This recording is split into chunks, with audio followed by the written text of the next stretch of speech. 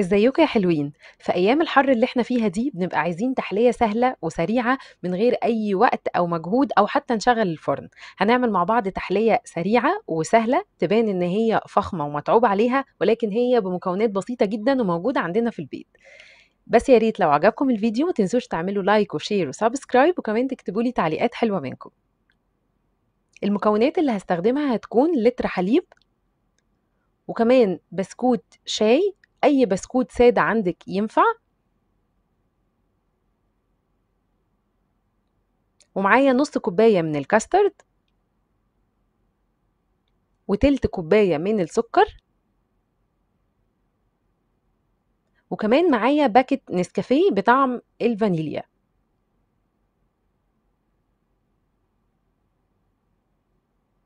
ومعايا ظرف فانيليا باودر.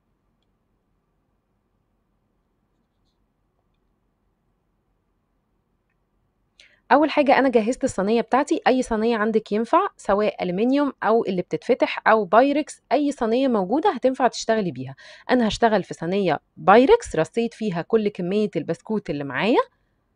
طبعا انا مش هسقسقها في اللبن ولا حاجة، لان انا عايزة قرمشة البسكوت تفضل موجودة.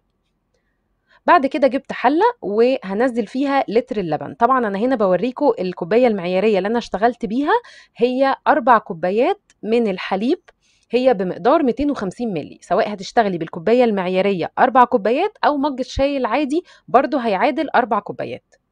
وحطيت نص كوباية الكاسترد وتلت كوباية من السكر. طبعا للناس اللي بتحب السكر معتدل تقدري تزودي السكر شوية يوصل لنص كوباية، بس مش اكتر من كده عشان ما يبقاش سكرها زيادة قوي.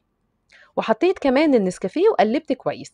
رفعتها على النار على درجة حرارة متوسطة، ما تعليش النار خالص، مع التقليب المستمر لغاية ما الخليط ده يمسك ويتقل ويبقى قوامه كده تقيل زي البشاميل. اهو بصوا، اول ما تبقبق كده معايا تبقى خلاص استوت. حطيت ظرف الفانيليا ورفعتها من على النار، خلاص كده هي استوت. طبعا وهي لسه سخنة هضيف إضافة مهمة جدا وهي الزبدة. ضفت معلقتين كبار من الزبدة، هتودي الطعم يا جماعة في حتة عالية قوي، هتخلي الطعم أغنى بكتير. وضفت كمان معلقة من القشطة، سواء قشطة وش اللبن لو عندك أو القشطة المعلبة زي اللي معايا دي برضو تنفع. بس صدقوني بتخلي الطعم رهيب. يعني الخليط ده يا جماعة ملوش أي علاقة خالص بالمهلبية، ده بودنج كده ميكس احنا عاملينه كده مع بعض. الزبدة مع القشطة هتدي قوام كريمي، طعم غني، هتدي طعم بجد حلو جدا. طبعا مع النسكافيه نكهة الفانيليا مدينا كده ميكس جميل جدا، هيعجبكم جدا ان شاء الله، بس لازم تجربوه. طبعا صبيت الخليط ده وهو سخن على البسكوت بحيث ان هو يطري البسكوت سنة، بس ما يخليهوش يبوش. طبعا احنا لو كنا سقسقنا البسكوت في لبن طبعا ممكن يبوش شوية، لو البسكوت بتاعك خفيف هيبوش شوية ومش هتحسوا بطعمه. لا، انا عايزة قوام البسكوت يفضل موجود. رصيت طبقة كمان من البسكوت ونزلت الكمية المتبقية من الخليط بتاعي لغاية ما تغطي كل البسكوت. طبعا انت لو عندك وقت بقى ومعاكي كمية بسكوت كبيرة تقدري تعملي طبقات كتير، 3 طبقات 4 طبقات زي ما تحبي. انا اكتفيت بطبقتين بس، وخلاص على كده.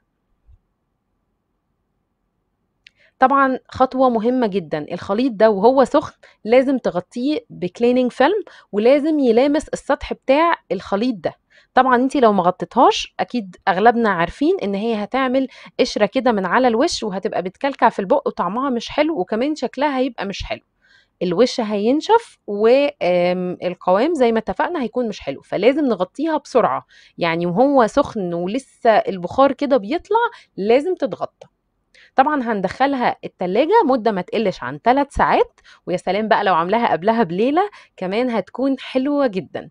طبعا التحلية دي سريعة وسهلة، يعني لو جايلك ضيوف كده تقومي تحضريها بسرعة وتركنيها في التلاجة وتقدميها، هتكون شكلها شيك وطعمها كده تحسوا ان هي متعوب عليها قوي، ولكن هي بسيطة جدا.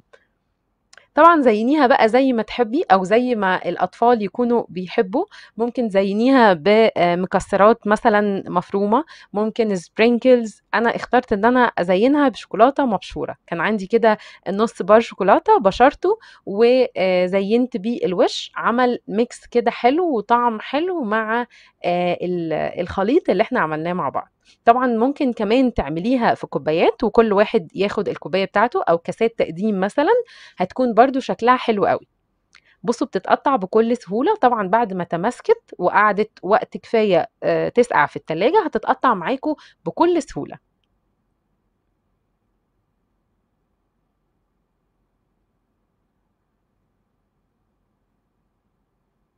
يا رب يكون الوصفة النهاردة عجبتكم، أتمنى إن انتوا تجربوها بسرعة وتقولوا لي إيه الأخبار. عجبتكم ولا إيه؟ يا ريت تكتبوا لي في التعليقات، أنا بقرا كل التعليقات بتاعتكم وبفرح بيها جدا. أشوفكم في فيديو جديد إن شاء الله. باي باي.